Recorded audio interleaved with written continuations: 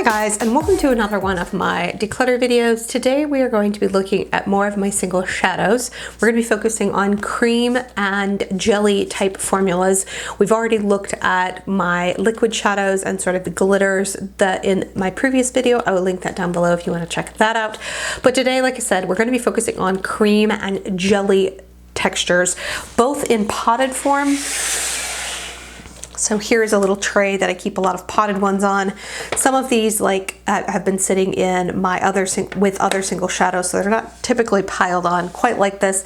This is usually what the drawer looks like. I'll just show you kind of where we're at starting at the beginning of this. And then I went ahead and made the decision to pull out some of my stick products as well, so that we can consider these in this declutter also. I really look at a lot of the jelly and cream shadows in very similar ways. These are shadows that can be an easy one and done shade. It's something I can use as an eye base to extend the wear of powder shadows even further. I do that frequently when I'm trying to make makeup last for 12-16 hours. I will put down a cream or jelly first and then put a powder over the top of it. So I want to approach this the same way that I did the last one, which was divide these out by color family and look at these not by finish of jelly versus something else, because I really think about these all in kind of the same bucket as I'm applying them. I really want to look at this by color story. So let's get those separated.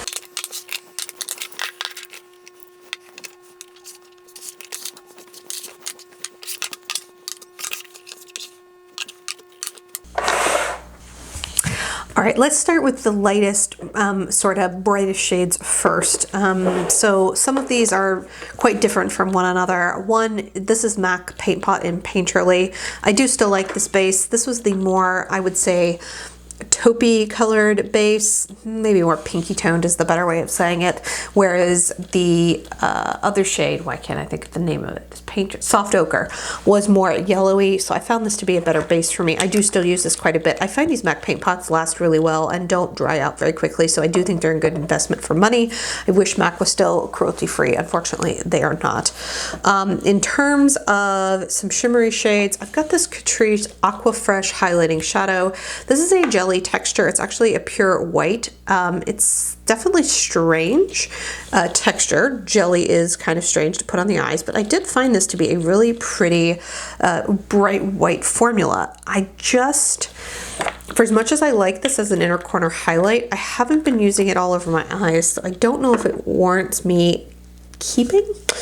This is from Kiko Milano. This shade has been discontinued and I freaking love it. One of my favorite shades, and oh good, it's still soft. I was a little scared there that I was going to reach into this and it would be gone. This is like a taupey, silvery pink color. I hate that I can't link this down for you guys because this is one of the most stunning all over lid champagne colors that I own. And then this is a little baby, I think sample size of a Bobbi Brown Longwear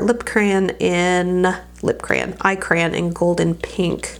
It's pretty. I don't know how often I'm gonna reach for this shade though. So I think what I'm gonna do is I'm gonna keep Painterly. I'd like to just keep using this up or use it until it goes bad. I definitely wanna keep this Kiko shade. I'm gonna pass these two on.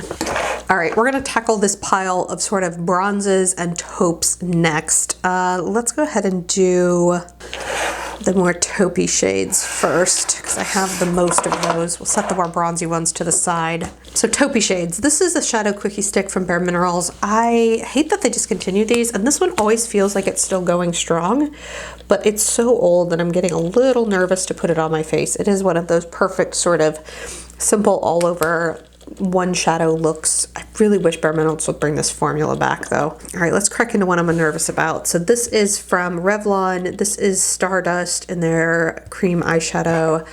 This formula dries out really quickly. This one might still be okay. That one's not bad. Part of me feels like I don't need it though because I'm keeping that Kiko one. I've had some of these other potted ones dry out on me very quickly. This was the more recent one that I had purchased, so I'm kind of curious about the other shade that I have later on to see if it actually still works. This is from e.l.f. This is a Smudge Pot in Cruisin Chic. This is really beautiful, and I think this is going to be a fairly close dupe to the Marie Antoinette shade from Charlotte Tilbury, and then also potentially Bad to the Bronze from Maybelline. Let's try that next. So this is Bad to the Bronze in the Maybelline Color Tattoo Studios.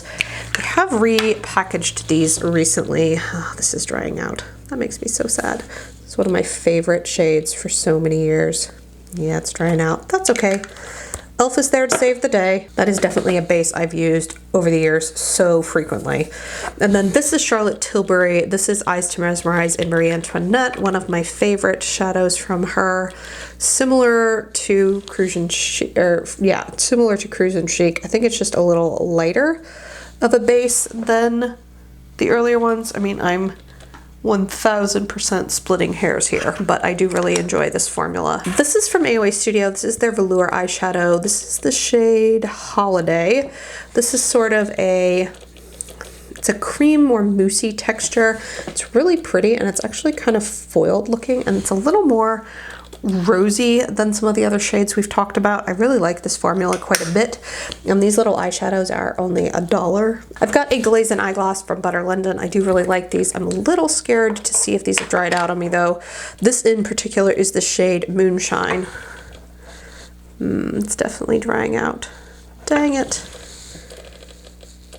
So pretty though. It has like this really strong gold fleck running through it. Shoot, I think that might have reached the end of its life. That makes me sad. I don't think I got as much use out of that as I probably should have. Let's go ahead and swatch these two while I've got these on my arm. This is also getting kind of old. This is from Rimmel. This was their Magnifies Eyes, and what you had was I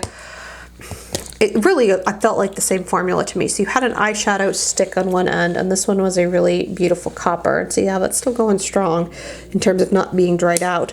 And then it had this almost Kajal style tip at the end, but it really felt like it was the same kind of formula. So I used these almost just like two eyeshadows, but unfortunately I'm a little nervous to keep using these because I think they're so old. These two paint pots from MAC, this is the shade Groundwork, which is another matte shade. This one is kind of this may should have been in the more cool tone section. It's just a really nice sort of taupe without any shimmer to it. This is a shade that I reach for on like very simple no makeup looks where I just want a hint of shadow on my eyes, but nothing too crazy. And then this is Indian Wood from MAC. This is a true bronze. Definitely gonna have a little bit more warmth to it than some of the other shades down here. And then this is Charlotte Tilbury Betty. This is newer to my collection. And that Eyes to Mesmerize formula. It's very similar to Indian Wood, but I think it's just a hint darker and deeper. But both of those make really excellent all over sort of one shadow looks that last all day. All right, I think I'm gonna get rid of these two because I feel like they're just too old. Color Tattoo is dried out. That can go. I think I'm gonna go ahead and pass this Revlon one on as well. It's really pretty, but I feel like it's very similar to the Kiko one I kept. I think it's time to say goodbye to this Glaze and eyeglass. Makes me sad. The rest of these, I think I'm gonna hang on to. All right, this is a big pile of stuff, but we're dealing with rose gold, sort of pinky mauve shades, and berries in this group. This is a Mally shadow stick. I think this came in a BoxyCharm. It doesn't have their normal packaging on it. I think they saved a little bit of money by just slapping this white label on it. I think this is the shade Copper Rose. It's a really pretty rose gold. I think it might be starting to dry out just a smidge though. And then this is another one of those Revlon Magnifique Eyes ones. This is was my favorite of the two because I felt like you had a gorgeous rose gold, sort of coppery rose gold all over lid shade. And then you had this sort of deepening liner that you could kind of smudge along the lash line, and the combination was absolutely beautiful. I'm a little nervous to keep this even though it is going strong because I feel like it's getting really old. This is another Glaze and eyeglass from Butter London. Let's see if this one is doing any better. This is the shade Icing. See, this is dried out too. I can kind of sort of get my finger in there to get pigment out though. It's a little less difficult to deal with than the Moonshine shade that I just decluttered. And then this is the Prismetal Chrome Eye Mousse from JCat Beauty. This is a beautiful formula, and that still feels really nice and creamy. This kind of feels like frosting to me. I don't know how else to describe it. It's a little bit lighter and a little more pink This is from Ulta. I don't think they make these anymore. These were their cream eyeshadow. They called them Color Coat. This is the shade Rose Gold. Oh, and that is completely dried out. See, sometimes I feel like these drugstore ones are great for a little while, but then the formula just dries out so quick, even sealed tightly, that they're just it's almost worth buying a higher end one that's gonna last longer. This one is another one from Ulta, newer packaging. This is the shade Opal, which was a really light pink, sort of lavendery pink. That one is kind of okay, but even that's starting to dry out. Actually, let's do this first. So this is a ColourPop Jelly Much Shadow. This is in the shade Sweet Dreams. This is not the color I thought I was getting. I don't know what color I thought I was getting, but I didn't think I was getting bubblegum pink with like an absolute crap ton of like pink and silvery blue glitter in there. I don't know, man. I never really loved this shade. I kind of feel like it was always, even from the second I got it, slightly flaky, and I almost feel like it's even flakier now. It's not my favorite shadow. This is from AOA Studios, another one of those velvet eyeshadows. This is in the shade Vogue. It's a really pretty berry shade. And these don't seem to be drying out as quickly as some of these other ones. And then this is another Jelly Much eyeshadow from ColourPop. This is the shade Half Moon. It was my favorite, I think, out of all the ones I tried. Well, let's see if you've made it. Someone had warned me that these dried out really quickly. Definitely feels a little drier, more creamy than Jello or jelly, but I do think it still is laying down some really pretty color. Yeah, I feel like as pretty as these Jelly Much shadows are at the very beginning, I'm a little nervous that within 6 months that they're going to be completely dried out. I think I'm gonna try and use this Glaze and eyeglass a little bit more. In fact, I may put this on top of my vanity just to try and remember to use it before it's completely toast. This one is still going strong. I really like this Prismetal Mousse from J. Cat. This one here in Rose Gold from Ulta is definitely too dried out to use, but I still can get some good use out of Opal. I feel like Velour is going strong, and I still am gonna hang on to that last Jelly Much shadow. All right, last section here, we've got some of my more purpley and bluish type shades going in here. This is newer to my collection. This was a really bad mispurchase on the part of myself earlier this year, buying from Laura Mercier. I had read a Google post saying that she was cruelty free, and it was an old post, and I guess since then she's gone into China and I didn't realize it. Unfortunately, I couldn't return this because I bought it using Sephora gift card. The shade is really pretty, so I'm gonna keep using it. It's got a lot of glitter in it. It's kind of one of those fun shifty shades. Oh, I didn't even tell you the color. The color is Rush. So I'm going to continue to probably use this as much as I can. Now we've got a bunch of jelly eyeshadows. Before we get to that, let's do this one. So this is another one of those Revlon cream eyeshadows. I really liked these when they came out. Yeah, dried. Completely dry.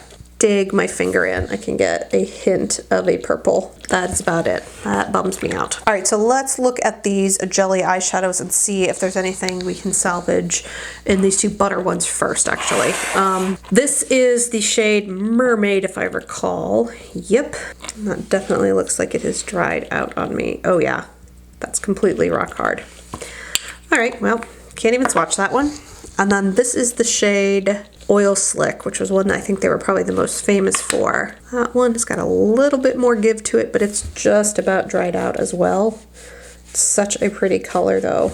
Like, it's definitely the deeper cousin to the one that from Laura Mercier. And then these are the ColourPop ones that I purchased. This shade here, Big Ego, is stunning. I love this color. And it's a little flaky. Part of me wonders if I could add a little bit of the mixing medium and make that one work. I mean, I'm not going to get rid of it. It's not as bad as that pink one was, and that color is just stunning, but it's definitely starting to dry out on me as well. And then this is Jelly Much in Hallucinogenius, which has a really fun, shifty blue purple. Yeah, see, that one's really dried out. Man, these are not that old. Like, I think I bought these just a couple of months ago. I'm gonna go ahead and pass these three on because they're just dead. I'm gonna hang on to these two and try and find some way to kind of bring them back to life, and then I'm gonna hang on to this Alright guys, so here are the pile of ones that I am getting rid of that have either dried out on me or I'm just a little nervous to keep using them or I didn't care for. So there are 14 that I am decluttering. Here is what I am keeping. I think it all fits pretty well on this little tray, but that means with me decluttering 14 and keeping these 16, I am getting rid of 47%, which is a little sad to me because this is not a thing, this is not a collection of products where I didn't like some of these or I felt like I wasn't going to continue to love them. Some of these shades and colors that I had to get rid of are really just because the formula went off really quickly. So note to self, I feel like jelly eyeshadows may be really fun to mess around with, but probably don't have the longevity that I'm looking for. That is where we're sitting. I hope you guys enjoyed today's declutter. We've got one more declutter to work through, and that is all of my single powder eyeshadows. That will be the next video that probably gets posted. Hope you guys are having an amazing week. Talk to you soon. Bye.